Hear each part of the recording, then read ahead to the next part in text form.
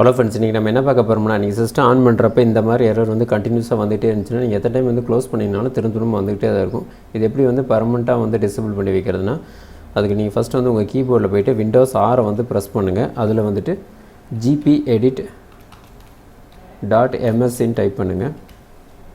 Group பாலிசிக்குள்ளே போகும்.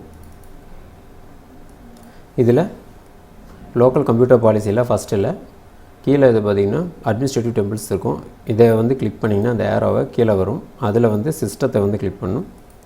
அதில் வந்துட்டு ட்ரபிள் ஷூட்டிங் அண்ட் டயக்னோஸ்டிங் இருக்கும். இங்கே இதை வந்து இந்த ஏரோவை கிளிக் பண்ணுங்கள், அது கீழே வரும். இதில் வந்து டிஸ்க் டயக்னோஸ்டிங் இருக்கும். இதை வந்து டபுள் கிளிக் பண்ணுங்கள்.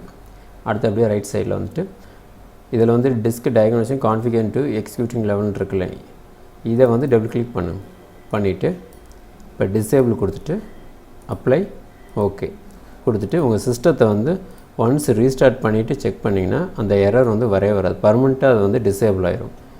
இப்படி தான் வந்து அந்த எரர் வந்துச்சுன்னா சால்வ் பண்ணுறது. இந்த மாதிரி ப்ராப்ளம் வந்துச்சுன்னா நீங்களும் வந்து ட்ரை பண்ணி பாருங்கள்.